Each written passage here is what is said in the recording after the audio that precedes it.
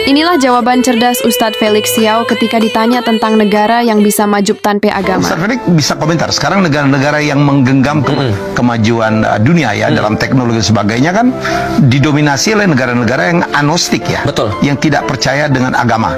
Kita Betul. lihat Jepang, Korea, sebagian negara Eropa, Amerika.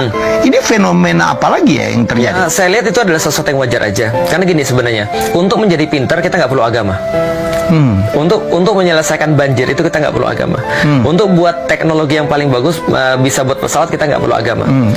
Tapi untuk bisa bahagia kita mutlak perlu agama. Makanya kalau kita lihat pada negeri-negeri yang tadi itu pasti ada tumbalnya tuh. Contoh Jepang itu fertility rate-nya di bawah 1,7.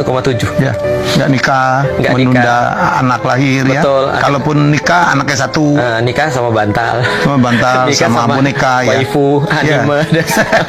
Artinya ini kan problematik nih. Amerika juga sama.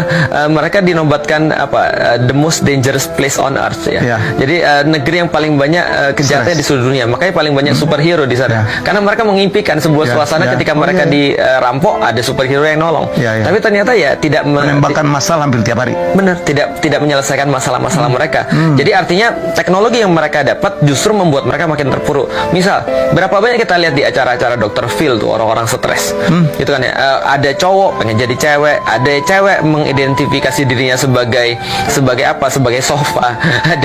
Ada manusia mengidentifikasi dirinya itu sebagai hewan, jadi anjing. Ada manusia yang motong tangannya sendiri, kakinya sendiri, lututnya bahkan motong kemudian kakinya karena dia merasa bahwa dia tidak sempurna. Jadi ada apa tuh kelainan? Ada orang merasa dia terlahir tidak sempurna. Jadi dia pikir harusnya tangannya bukan 5 jarinya, harusnya tangannya cuma 2 jarinya. Jadi dipotong 3-nya, matanya dirusak dan segala macam, dibuatin tanduk dan seterusnya. Ini kan orang-orang stres yang mereka tidak punya kehidupan. Makanya ketika orang-orang Amerika ngelihat kondisi yang terjadi di Palestina, mereka bilang, gila ya, kita dikelilingi dengan seluruh yang bersifat kemudahan. Kita teknologinya tinggi sekali, internet kita bagus dan segala macam. Tapi after all ini semua nggak nolong kita daripada mental illness.